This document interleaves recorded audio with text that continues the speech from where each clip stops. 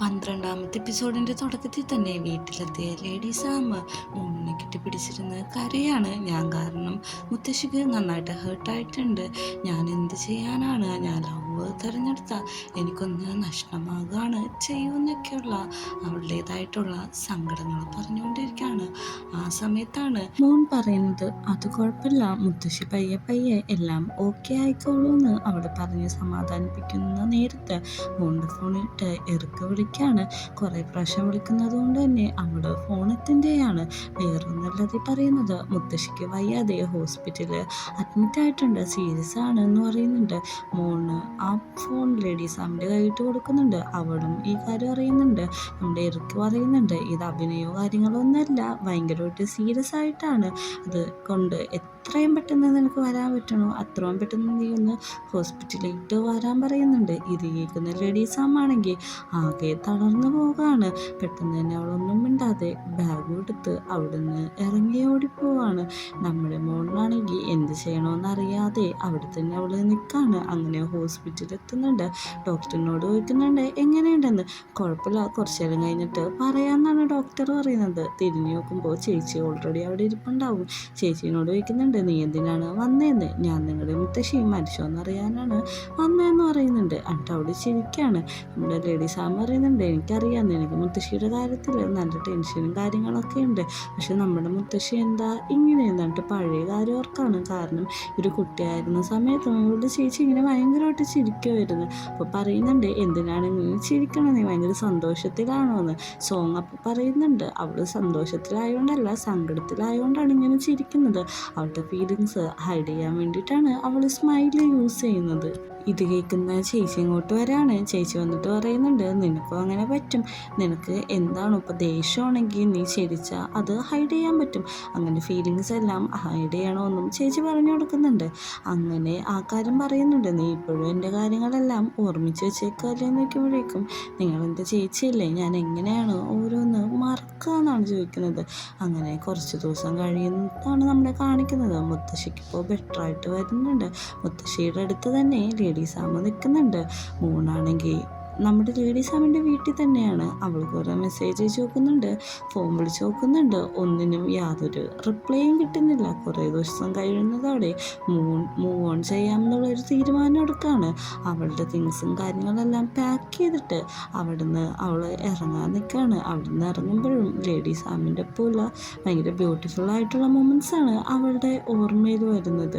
അങ്ങനെ നമ്മുടെ മൂണാണെങ്കിൽ ഒരു ബ്രേക്കപ്പിന് തയ്യാറെടുത്ത് വീട്ടിൽ തന്നെ അടച്ചുപൂട്ടിയിരുന്ന് കരച്ചിലാണ്. അവളുടെ ഫ്രണ്ട് വന്നിട്ട് ആശ്വസിപ്പിക്കുന്നുണ്ട്, നീ ഇങ്ങനെ കരയല്ലേ, അവൾ എന്തായാലും നിന്നെ കോൾ ബാക്ക് ചെയ്യുമെന്ന്. അങ്ങനെ നമ്മുടെ മൂണാണെങ്കിൽ എനിക്ക് തോന്നുന്നില്ല അവൾ എന്നെ തിരിച്ചു വിളിക്കുമെന്ന്. ഇത്ര ദിവസമായിട്ട് ഒരു കോണ്ടാക്റ്റ് പോലില്ല. ഞാൻ എന്തോരം ഹെർട്ടാവുന്നുണ്ടെന്ന് നിനക്ക് മനസ്സിലാവും.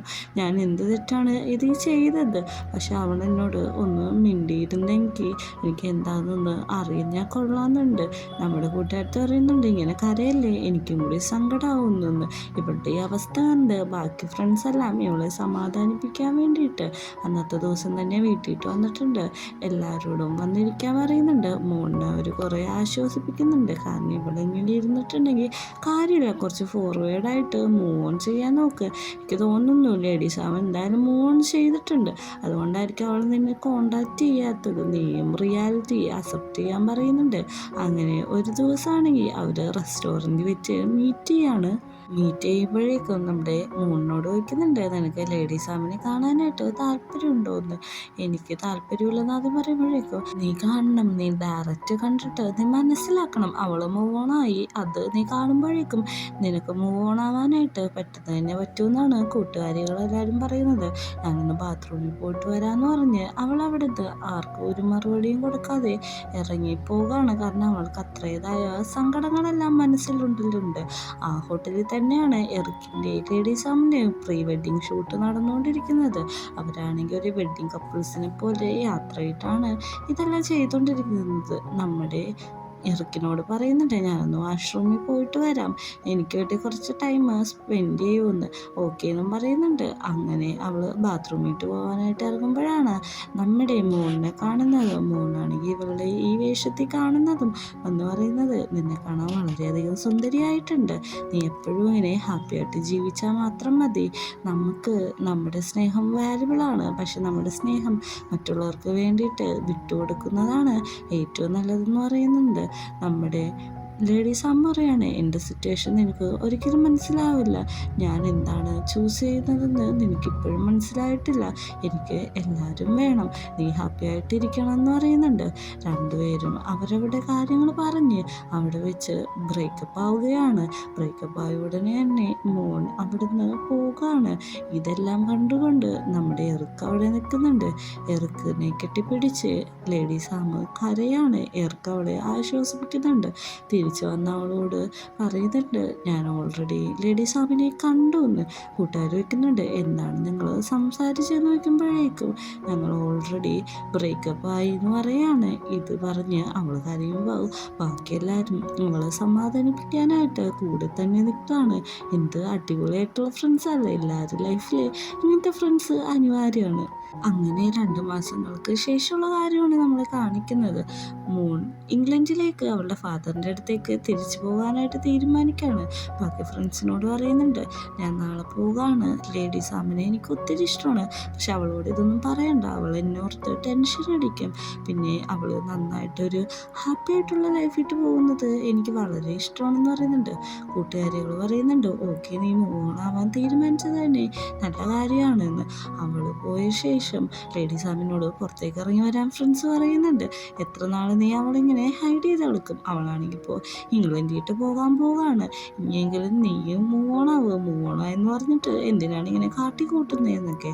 അങ്ങനെ നമ്മുടെ ലേഡി സാമിൻ്റെ തിങ്സും സാധനങ്ങളെല്ലാം നമ്മുടെ മോണാണെങ്കിൽ ഒരു പെട്ടി വെച്ച് അടച്ചു വെക്കാണ്. കാരണം ആ ചാപ്റ്റർ കഴിഞ്ഞു എന്നുള്ളൊരു രീതിക്കാണ് ഇത് കാണിക്കുന്നത്.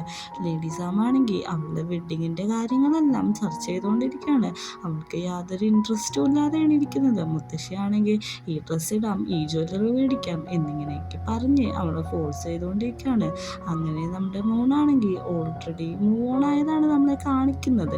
അതിനുശേഷം ഒരു ദിവസം മുത്തശ്ശിയായിട്ട് ഡിന്നർ കഴിക്കാനിരിക്കുന്ന ലേഡി സാം ഹാപ്പിയാണെന്നുള്ള സത്യം മുത്തശ്ശിക്ക് മനസ്സിലാവുന്നുണ്ട്. എനിക്ക് കഴിച്ച് മതിയായി, ഞാൻ പോകാമെന്ന് പറഞ്ഞ് അവൾ എണീക്കുമ്പോൾ അവൾക്ക് ചെറുതായി തല കറങ്ങുന്ന പോലെ തോന്നും. അവളൊരു ഡിപ്രഷനിലൂടെ കടന്നു പോകുന്നതെന്നുള്ള സത്യം മുത്തശ്ശിക്ക് മനസ്സിലാവുന്നു. ഇവർ കൊച്ചായിരുന്നപ്പോൾ ഇവളൊരു പ്രോമിസ് ചെയ്തിട്ടുണ്ടായിരുന്നു, ഞാൻ മുത്തശ്ശീനെ വിട്ടിട്ട് ഒരിക്കലും പോകത്തില്ല, മുത്തശ്ശിയുടെ ഇത് കേട്ടാണ് ഞാൻ വളരുവാന്നെല്ലാം. അത് അവൾ ആലോചിക്കുന്നുണ്ട്. അങ്ങനെ നമ്മുടെ മോണാണെങ്കിൽ പുതിയ ഹെയർ കട്ടൊക്കെ വെട്ടിയിട്ട് ഒരു ബ്രേക്കപ്പ് കഴിഞ്ഞ ഒരു ഫീലിൽ ഇരിക്കുകയാണ്. അച്ഛനമ്മ പറയുന്നുണ്ട്, ഇത് നിനക്ക് ചേരുന്നില്ലെങ്കിലും പക്ഷെ നീ സുന്ദരിയാണെന്നൊക്കെ. അമ്മക്കാണെങ്കിൽ ഇവള് ഇംഗ്ലണ്ടിട്ട് പോകുന്നത് താല്പര്യമൊന്നുമില്ല. അച്ഛൻ പറയുന്നുണ്ട്, അതിനെന്താണ്, അവളുടെ സ്വന്തം ഫാദർ അവിടെ ഉണ്ടല്ലോ, പിന്നെ അവളുടെ ഓൺ ഇഷ്ടത്തിന് നമ്മൾ റെസ്പെക്റ്റ് ചെയ്യണമല്ലോ എന്നൊക്കെ പറയുന്നുണ്ട്. ഞാൻ അമ്മേനെ എല്ലാ ദിവസവും വിളിക്കാം, സങ്കടപ്പെട്ടിട്ടുണ്ടെന്നൊക്കെ പറഞ്ഞ് അവരുടെ നിമിഷങ്ങൾ കടന്നു പോവുകയാണ്. നേരെ മറിച്ച് ലേഡി സാം ആണെങ്കിൽ അവളുടെ തിങ്സ് നോക്കിയിരുന്ന് കരച്ചിലാണ്. ഇത് കണ്ടുകൊണ്ടാണ് മുത്തശ്ശി വരുന്നത്.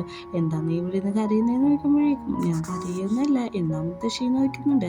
മുത്തശ്ശിക്ക് എന്തെങ്കിലും ആവശ്യമുണ്ട്, എന്തെങ്കിലും ചെയ്തു തന്നെ ചോദിക്കുമ്പോഴേക്കും ഒന്നും ചെയ്തു തരണ്ടെന്ന് പറയുന്നുണ്ട്. അവൾ അവിടുന്ന് ഒന്നും മിണ്ടാതെ പോവുകയാണ്. അങ്ങനെ നമ്മുടെ മൂണിനെ യാത്രയാക്കുന്ന ദിവസത്തിൽ സെൻഡ് ഓഫ് ചെയ്യാൻ വേണ്ടിയിട്ട് എല്ലാവരും എത്തിയിട്ടുണ്ട്. അമ്മ പറയുന്നുണ്ട്, ഡെയിലി വിളിക്കണം, എന്തുണ്ടെങ്കിലും എന്നോട് പറയണമെന്നൊക്കെ. ഓക്കെ, എനിക്ക് കുഴപ്പമൊന്നും ഉണ്ടാവില്ല അമ്മ, ഞാൻ ഡെയിലി വിളിക്കാമെന്നും അവൾ ഉറപ്പ് നൽകുന്നുണ്ട്. അങ്ങനെ അമ്മയോടും അച്ഛനോടൊക്കെ യാത്ര പറഞ്ഞിട്ട് മോൻ അവളുടെ സാധനങ്ങളെടുത്ത് ആ വീട് വിടാണ്. അവൾ പോയിക്കൊണ്ടിരിക്കുമ്പോഴേക്കും ഇവർ അവിടെ വെച്ചെടുത്ത ഫോട്ടോസ് നോക്കുന്നുണ്ട്, ലേഡി സാമിൻ്റെ ഫോട്ടോസ് നോക്കുന്നുണ്ട്. എല്ലാം അവൾ ഡിലീറ്റ് ചെയ്യാണ്. കാരണം ഒരു പുതിയ തുടക്കമല്ലേ അവളുടെ ലൈഫിൽ, അത് അവൾ ആലോചിക്കുന്നുണ്ട്.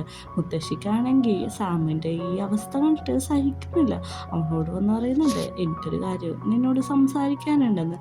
മുത്തശ്ശിക്ക് എന്ത് കാര്യം വേണമെങ്കിലും എന്നോട് സംസാരിക്കാം, അതിനൊന്നും യാതൊരു കുഴപ്പമില്ല, പറഞ്ഞോളാൻ പറയുന്നുണ്ട്. ഞാൻ നിന്റെ തീരുമാനത്തെ അംഗീകരിക്കുകയാണ്. എനിക്ക് വേണ്ടത് എൻ്റെ ഗ്രാൻഡ് ചൈൽഡിൻ്റെ സന്തോഷമാണ്. പക്ഷെ ഞാൻ ഈ തീരുമാനം എടുത്ത് അന്നോട്ട് നീ കരച്ചിലാണ്, എനിക്കിങ്ങനെ സഹിക്കാൻ പറ്റില്ല. പിന്നെ ഏർക്കൊരു ദിവസം എൻ്റെ അടുത്ത് വന്ന് പറഞ്ഞായിരുന്നു എനിക്ക് ലേഡി സാമിനെ അത്രയ്ക്ക് ഇഷ്ടമാണ്, അതുകൊണ്ട് എനിക്ക് അവിടെ തീരുമാനിച്ച് മാനിച്ചേ പറ്റത്തുള്ളൂ. അവളിങ്ങനെ സഫർ ചെയ്യുന്നത് എനിക്ക് കാണാൻ പറ്റുന്നില്ല. ഞാൻ അവളെ സ്നേഹിക്കുന്നതിനെക്കാട്ടും 100 ഇരട്ടി അവള് മോനെ സ്നേഹിക്കുന്നുണ്ട്. അതുകൊണ്ട് അവരാണ് ഒന്നിക്കേണ്ടത് എന്നുള്ള സത്യങ്ങളെല്ലാം ഏർക്കും മുത്തശ്ശീനെ പറഞ്ഞു മനസ്സിലാക്കുന്നുണ്ട്. ഇതെല്ലാം കൂടിയായ മുത്തശ്ശിക്ക് ആകെ സങ്കടമാവുന്നുണ്ട്. മുത്തശ്ശിയാണെങ്കിൽ ഇവരുടെ തീരുമാനത്തെ അംഗീകരിച്ചു. നീ മോനെ തന്നെ കല്യാണം കഴിച്ചാൽ മതി എന്നാണ് പറയുന്നത്. ഇത് കേൾക്കുന്ന നമ്മുടെ ലേഡി സാമിന് സന്തോഷമാവുന്നുണ്ട്. മുത്തശ്ശിയുടെ കാല് പിടിക്കുന്നുണ്ട്. അവസാനം മുത്തശ്ശി എൻ്റെ ഓൺ ഫീലിങ്സിന് റെസ്പെക്റ്റ് എന്നൊന്നും കൂടി അവൾ കൂട്ടിച്ചേർക്കാണ്. പെട്ടെന്ന് തന്നെ സമയം കളയാതെ അവൾ മോൻ്റെ അടുത്തേക്ക് ഓടിപ്പോകാണ്. കാരണം അവൾ ഇന്ന് പോകുന്നുള്ള കാര്യം നമ്മുടെ ലേഡി സാമിന് അറിയാം. അവളാണെങ്കിൽ വണ്ടിയെടുത്ത് ഓവർ സ്പീഡിനാണ് എയർപോർട്ടിലേക്ക് പോകുന്നത്. നമ്മുടെ മൂണൊക്കെ പോകുന്ന വണ്ടീനെ ആരോ ഫോളോ ചെയ്ത് വരുന്നത് നമ്മുടെ ടോപ്പ് ശ്രദ്ധിക്കുന്നുണ്ട്. വണ്ടി പെട്ടെന്ന് ബ്രേക്ക് ഡൗൺ ഇട്ട് നിർത്തുന്നുണ്ട്. നോക്കുമ്പോൾ ലേഡി സാമാണ്. നമ്മുടെ മൂണാണെങ്കിൽ ഇറങ്ങാണ്.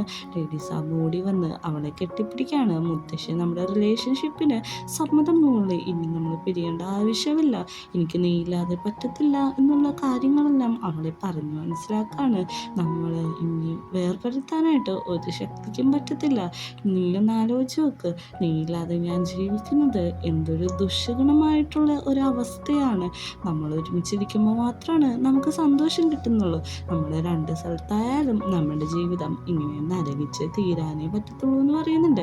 അങ്ങനെ അവര് എല്ലാം മറന്ന് ഒന്നാവാണ്. ഇതെല്ലാം കാണുന്ന കൂട്ടുകാരികളാണെങ്കിൽ കൈയടിച്ച് ക്ലാപ്പ് ചെയ്യാണ്. അങ്ങനെ മോണിൻ്റെയും ലേഡി സാമിൻ്റെയും വെഡ്ഡിങ് ഡേ ആണ് എത്തുന്നത്. ഓൾറെഡി എല്ലാവരും കല്യാണത്തിന് എത്തിയിട്ടുണ്ട്. മോണിൻ്റെ അച്ഛനും അമ്മയും മുത്തശ്ശിയും പിന്നെ മോണിൻ്റെ ബന്ധുക്കളും എല്ലാവരും ആ കല്യാണത്തിൽ പങ്കെടുത്തിട്ടുണ്ട്. ഇതെല്ലാം അറിയുന്ന എല്ലാവർക്കും വളരെയധികം സന്തോഷമാവാണ്. അങ്ങനെ വെഡ്ഡിങ് ചടങ്ങുകൾ തുടങ്ങുന്നുണ്ട്. രണ്ടുപേരും വന്ന് നിൽക്കുന്നുണ്ട്. രണ്ടുപേരും വോയിസ് കൈമാറുകയും എന്തുകൊണ്ടാണ് ഇത്ര ഇഷ്ടം തങ്ങൾക്കിടയിലെന്നുള്ളതൊക്കെ വിശദീകരിക്കുകയും ചെയ്യുന്നുണ്ട്. അങ്ങനെ മോതിരം മാറി അവരുടെ കല്യാണം അവിടെ വെച്ച് കഴിയാണ്. അടുത്തതായി ബൊക്കറ്റ് കൈമാറുന്ന ഒരു ചടങ്ങാണ്, അതായത് പുറകോട്ട് എറിയുന്നത്. അത് എറിയുമ്പോൾ കിട്ടുന്നത് എറിക്കിനും മോഡലും പെൺകുട്ടിക്കാണ്. അങ്ങനെ അവരുടെ പ്രേമവും അവിടെ വെച്ച് കൺഫേം ആവുന്നുണ്ട്. അവസാനം നമ്മുടെ ഒരു വോയിസ് ഓവറാണ് കേൾക്കുന്നത്. എനിക്ക് ഗ്രേ ആണ് ഇഷ്ടം, പിങ്ക് എനിക്ക് ഇഷ്ടമല്ലായിരുന്നു, നീ വന്നു കഴിഞ്ഞിട്ടാണ് പിങ്ക് നല്ലൊരു കളറാണെന്ന് മനസ്സിലായത്, എനിക്ക് നിൻ്റെ ഒപ്പം ഹാപ്പി ആയിട്ട് ജീവിച്ചാൽ മതി എന്നും കൂടി പറഞ്ഞുകൊണ്ടാണ് ഈ സീരീസ് അവസാനിക്കുന്നത്.